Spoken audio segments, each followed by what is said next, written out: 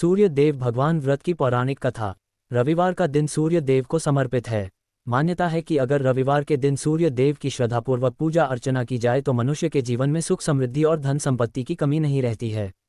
साथ ही शत्रुओं से सुरक्षा भी होती है। सूर्य देव का व्रत करने के साथ साथ अगर आप इनकी व्रत कथा सुनते हैं तो आपकी मनोकामनाएं पूर्ण हो जाती हैं। तो चलिए पढ़ते हैं सूर्य देव की व्रत कथा। प्राचीन काल की बात है। एक बुढ़िया थी जो नियमित तौर पर रविवार के दिन सूर्योदय से पूर्व उठकर नित्य कर्मों से निवृत्त होकर अपने आंगन को गोबर से लिपती थी जिससे वो स्वच्छ हो सके।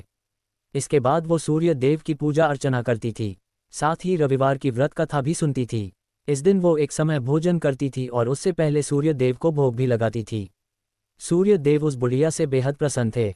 यही कारण था कि उसे किसी भी तरह का कष्ट नहीं था और वो धन धान्य से परिपूर्ण थी। जब उसकी पड़ोसन ने देखा कि वो बहुत सुखी है तो वो उससे जलने लगी। बढ़िया के घर में गाय नहीं थी इसलिए वो अपनी पड़ोसन के आंगन गोबर लाती थी।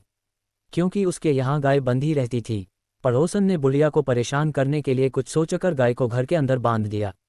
अगले रविवार बुढ़िया को आंगन लीपने के लिए बुढ़िया को गोबर नहीं मिला।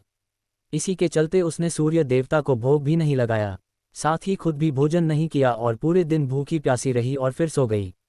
अगले दिन जब वो सोकर उठी को उसने देखा कि उसके आंगन में एक सुंदर गाय और एक बछड़ा बंधा था। बुढ़िया गाय को देखकर हैरान रह गई। उसने गाय को चारा खिलाया। वहीं उसकी पड़ोसन बुढ़िया के आंगन में बंधी सुंदर गाय और बछड़े को देखकर और ज्यादा जलने की तो वह उससे और अधिक जलने लगी। पड़ोसन ने उसकी गाय के पास सोने का गोबर पड़ा देखा तो उसने गोबर को वहां से उठाकर अपनी गाय के गोबर के पास रख दिया। सोने के गोबर से पड़ोसन कुछ ही दिन में धनवान हो गई। ये कई दिन तक चलता रहा। कई दिनों तक बुढ़िया को सोने के गोबर के बारे में कुछ पता नहीं था। ऐसे में बुढ़िया पहले की ही तरह सूर्यदेव का व्रत करती रही, साथ ही कथा भी सुनती रही। इसके बाद जिस दिन सूर्यदेव को पड़ोसन की चालाकी का पता चला तब उन्होंने तेज आंधी चला दी। तेज आंधी को देखकर बुढ़िया ने अपनी गाय को अंदर बांध दिया। अगले दिन जब बुढ़िया उठी तो उसने सोने का गोबर देखा, तब उसे बेहद आश्चर्य हुआ। तब से लेकर आगे तक उसने गाय को घर के अंदर ही बांधा। कुछ दिन में ही बुढ़िया बहुत धनी हो गई। बुढ़िया की सुखी और धनी स्थिति देख पड़ोसन और जलने लगी। पड़ोस ने उसने अपने पति को समझा बुझाकर उसे नगर के राजा के पास भेजा। जब राजा ने उस सुंदर गाय को देखा तो वो बहुत खुश हुआ। सोने के गोबर को देखकर तो उसकी खुशी का ठिकाना न रहा, उसे नगर के राजा के पास भेज दिया।